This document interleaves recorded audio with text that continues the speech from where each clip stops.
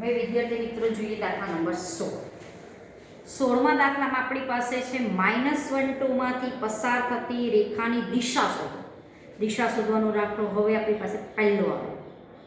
હવે કોઈ પણ રેખાની દિશા એટલે શું?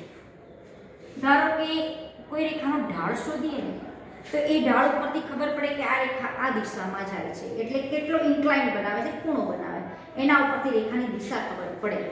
એટલે વાસ્તવમાં રેખાની દિશા શોધવા માટે રેખાનો ઢાળ કેટલો થાય છે એના ઉપરથી રેખાનો અંદાજ આવી જાય કે આ દિશામાં રેખા જાય છે. હવે આપણો પ્રશ્ન ફરીથી વિચારીએ. -1 માંથી પસાર થતી રેખાની દિશા શોધો. તે સપોઝ આ મેં -1 અને આ 2 બિંદુ મૂક્યું છે. -1 અને આ 2 1 ને 2. અહીંયા આ બિંદુમાંથી પસાર થતી રેખા એની મારે દિશા શોધવાની. આ રેખા આમ પણ હોઈ શકે, આમ પણ હોઈ શકે અને આમ પણ હોઈ શકે, ગમે તે હોઈ શકે. પણ મેં સપોઝ મને પહેલા ખબર નથી કે આ રેખા કેવી છે, એટલે મેં આમ દોરી છે. સપોઝ આ -1 માંથી પસાર થતી રેખા, બરોબર, એ રેખાની મારે દિશા શોધવાની છે કે આ જે રેખા છે -1 માંથી પસાર થતી રેખાની દિશા શોધો કે જેથી તેનું એટલે કે આ રેખાનું x + y = 4 સાથેનું આ છેદ બિંદુ છે એ 3 એકમ અંતરે હોય.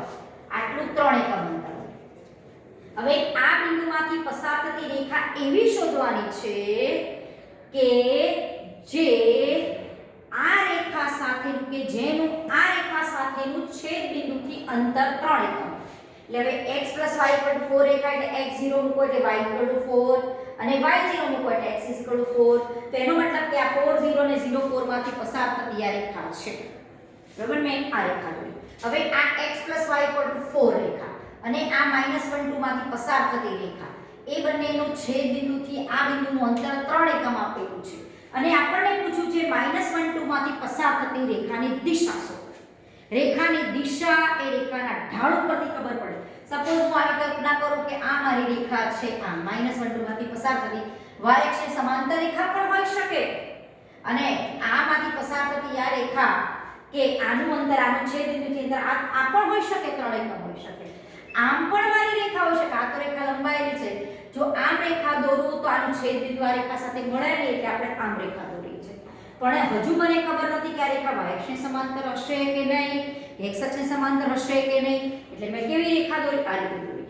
અને આ રેખા સાથેનું આ છેદ બિંદુ અને આનું અંતર 3 એકમ છે. તમે આમાં વિકલ્પોમાં પણ વિભાગ પાડી શકો કે -1 માંથી પસાર થતી રેખા y અક્ષની સમાંતર હોય અથવા તો x અક્ષની સમાંતર હોય એવા વિભાગ પાડી શકો.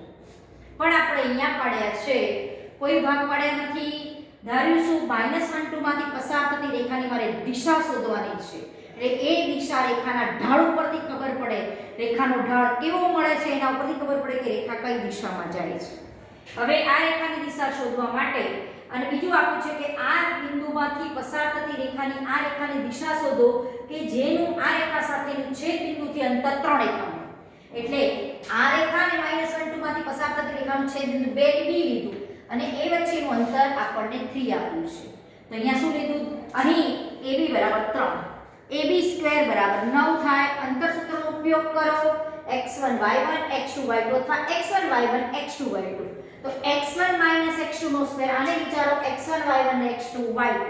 તો x1 - -1 નો સ્ક્વેર પ્લસ y1 - y2 નો સ્ક્વેર બરાબર 9. આનું મેં વિસ્તરણ કર્યું છે, આનું મેં વિસ્તરણ કર્યું છે. x² + k2h + k² -4k 4 ને 5 5 - 9 એટલે -4 બરાબર 0. બીજું કે આ જે HK બિંદુ છે આ રેખા ઉપરનું બિંદુ છે.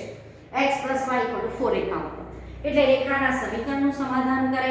એના ઉપરથી આપણે k ની કરતા કે આમાં મારે ટાર્ગેટ છે નહીં k શોધવાનું. તો આમાંથી આપણે k ની સૂત્રની કિંમતનો કરતા કર્યો. k ની કિંમત આ સમીકરણમાં મૂકી. સમીકરણ નંબર આને આપો આપણે 1. આ રીતે 1 માં મૂકો. 1 પરથી h² નો m 2h k ની કિંમત મૂકી 4 - h નો સ્ક્વેર k ની કિંમત 4 - h ના રીતે. હવે આનું આપણે વિસ્તરણ કરું. 4 નો વર્ગ 4 × 8h + h² -16 + 4h - 4 બરાબર. h² + h² એટલે 2h². હવે અહીંયા જુઓ 2h + 4h 6h - 8h એટલે -2h આ 16 કેન્સલ એટલે વધ્યા માઈનસ 4. આમાંથી 2 કોમન નીકળે છે h² - h - 2 બરાબર 0. આના બે ભાગ પાડો કે વચ્ચે -1 આવે તો h - 2 ને h+1 આના બે તમને હવે ન કાઢતા આવડતા હોય સીધા તો તમે આ રીતે પણ એને પાડી શકો. આમાંથી h ની બે કિંમતો આપણને મળશે બે અવયવો h - 2 અને h+1 બરાબર 0. મેં સીધા મૂક્યા છે.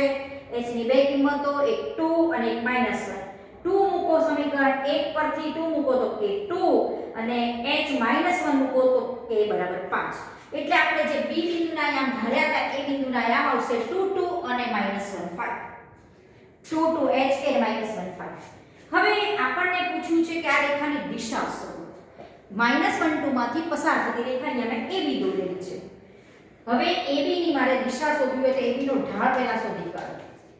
AB નો ઢાળ કયો થાય? હવે આ -1 2 બિંદુ છે અને આ 1 2 by 2 2 છે એટલે એનો મતલબ કે આ રેખા આમ જ હોવી જોઈએ કારણ કે આ બે બિંદુનો વાયામ સરખો આવ્યો તો રેખા સમક્ષિતિજ છે. ઢાળ શોધવાની જરૂર જ નથી.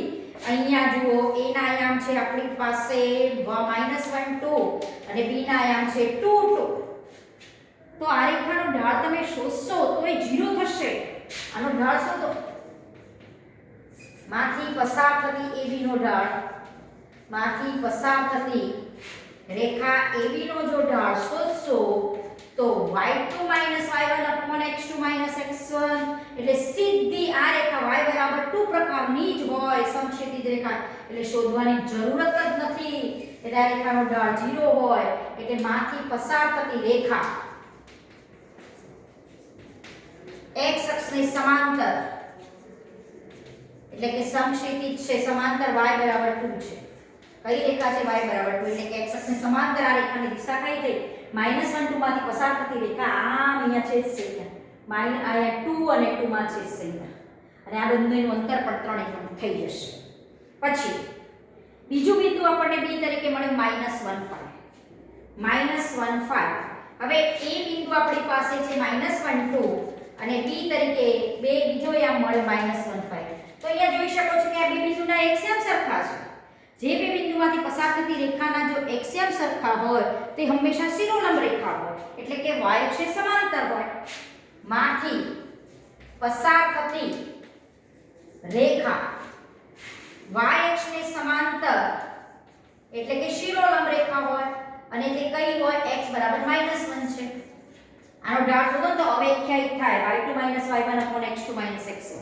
જે રેખાનો ઢાળ અવ્યાખ્યાયિત હોય તો રેખા શિરોલંબ હોય એટલે આપણી કલ્પના સાચી પડી કે આ જે -1 2 માંથી પસાર થતી રેખા એક વખતે y અક્ષને સમાંતર છે અને એક વખતે x અક્ષને સમાંતર છે.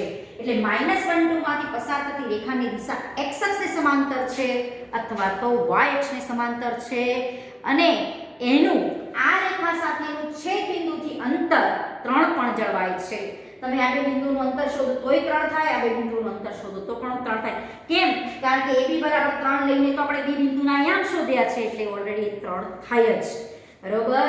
હવે એ શોધવું હોય તો આમ કલ્પના કરી શકો. જુઓ -1 2 માંથી પસાર થતી રેખાની દિશા જો y અક્ષને સમાંતર હોય એટલે આમ હશે અને આ 3 એકમ અંતરે હોય તો આ બિંદુ -1 5 હોય જ કારણ કે આ અંતર જો 3 હોય તો 2 3 5 અંતરમાં આ બિંદુના -1 5 હોય સીધા પણ તમે લખી શકો.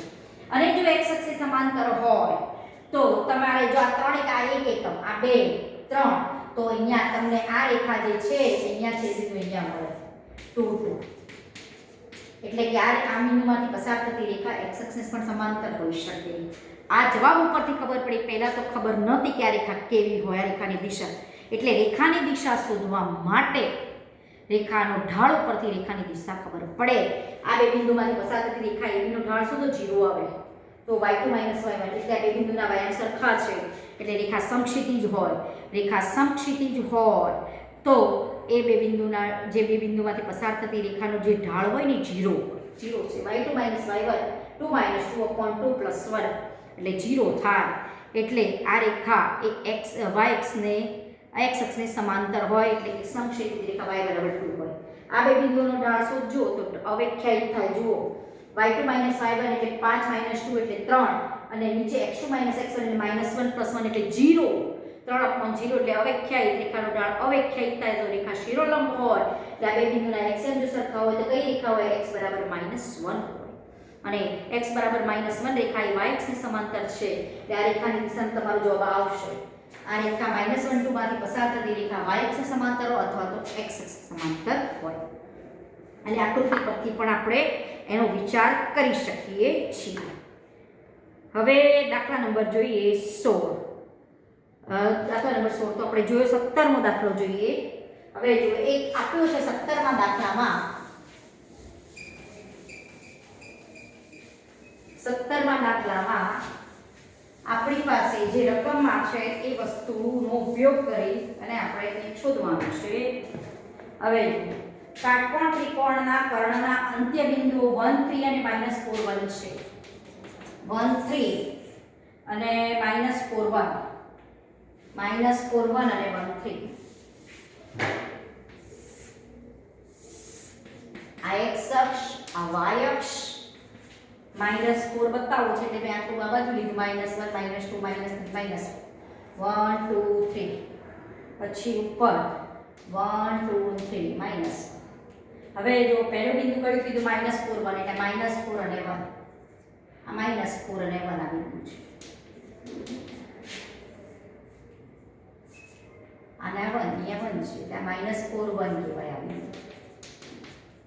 અને બીજું બિંદુ આપ્યું છે આપણને 1 3 આ 1 અને આ 1 3 બિંદુ છે આ જે છે 1 અને 3 બિંદુ ધારો કે આ a નામ આપો અહીંયા b નામ આપો એ કોઈ કાટકોણ ત્રિકોણ છે એના કર્ણના અંત્ય બિંદુ છે આ કાટકોણ ત્રિકોણના કર્ણનું અંત્ય બિંદુ છે a રેખાખંડ હવે આપણો પ્રશ્ન છે તો કાટખૂણો બનાવતી બાજુઓના સમીકરણ કાટખૂણો બનાવતી બાજુઓને સમાવતી રેખાના સમીકરણ શોધો બરોબર હવે આ કાટખૂણો અહીંયા બને એક અહીંયા બની શકે અને બીજી કલ્પના તમે અહીંયા પણ કરી શકો ને ધારો કે કોઈ એક બિંદુ અહીંયા છે તો અહીંયા પણ આ કાટખૂણો બનાવી શકે ને આમ પણ કલ્પના કરી શકો ને અહીંયા પણ આ કર્ણ બને એવી કર્ણ બને અહીંયા પણ કર્ણ બને બરોબર હવે જુઓ કાટખૂણો બનાવતી આ જે બાજુઓ છે AC બાજુ અને BC બાજુ એના સમીકરણ પૂછ્યા છે જ્યાં કાટખૂણો બને તેવી બાજુ કોઈ AC અને BC એનું સમીકરણ પૂછ્યું છે આમ જુઓ તો અહીંયા C હોય તો AC અને આ BC બાજુનું સમીકરણ પૂછ્યું છે હવે જુઓ આ C બિંદુના આયામ આપણે સરળતાથી નક્કી કરી શકીએ આ એક શિરોલંબ રેખા થવાની તો આ રેખા પરનો બિંદુનો એક્સ્યામ તો 1 જ થવાનો એટલે C નો એક્સ્યામ 1 આ એક સંક્ષિપ્ત રેખા પણ છે AC તો આ બિંદુનો વાયામ જે હોય એ જ આ બિંદુનો વાયામ હોય અને આ 1 1 હોય અહીંયા 1 1 આ 1 છે અને અહીંયાથી પણ અહીંયા 1 બિંદુ મળે એટલે તમને C ના આયામ 1 1 પડી જાય છે અને અહીંયા જુઓ તો આ બિંદુના આયામ કયા થાય -4 એક્સ્યામ મળે અને વાયામ તમારો અહીંયાથી મળશે અહીંયા આવે છે આ રેખા વાયામ તમને અહીંયાથી 2 મળશે વાયામ તમને આ બિંદુના આયામ કયા છે 1 3 તો વાયામ તમારો 3 મળે તો -4 3 પણ આવી શકે બરોબર હવે આમાંથી કાટખૂણો જ્યાં બને છે તે બાજુઓને સમાવતી રેખાના સમીકરણ એટલે AC નું સમીકરણ જો હું જોવા જાઉં તો અહીંયા AC સમકેન્દ્રિય રેખા છે તો AC નું સમીકરણ y બરાબર 1 થાય અને કાટખૂણો બનાવતી બાજુ જે BC છે એનું સમીકરણ x બરાબર 1 થાય આ એક જવાબ અથવા જો આવી રીતે કોઈ કાટખૂણો બનાવતી હોય તો આ રેખાનું સમીકરણ x બરાબર 5 થાય તો આને c' નામ આપો તો રેખા AC' નું સમીકરણ તમારું થાય y બરાબર -4 અને x બરાબર -4 કારણ કે આ બે બિંદુનો એક્સ્યામ સરખો છે અને આ BC' નું સમીકરણ થાય એક્સ્યામ સરખો છે તો BC' નું સમીકરણ y બરાબર 3 થાય પણ તમને જવાબ આ જ આપ્યો છે એનો મતલબ કે આ એક જ કાટકોણ ત્રિકોણનો વિચાર કર્યો છે આ કાટકોણ ત્રિકોણનો વિચાર એણે કર્યો નથી એ બીજાનો કર્ણ હોય એવો આ વિચાર કર્યો નથી તમને આ એક જ જવાબ લગભગ આપેલો છે એટલે અહીંયા પ્રશ્નમાં એકથી વધુ રેખાઓની જોડ પણ આપણને મળે પણ આપણને અહીંયા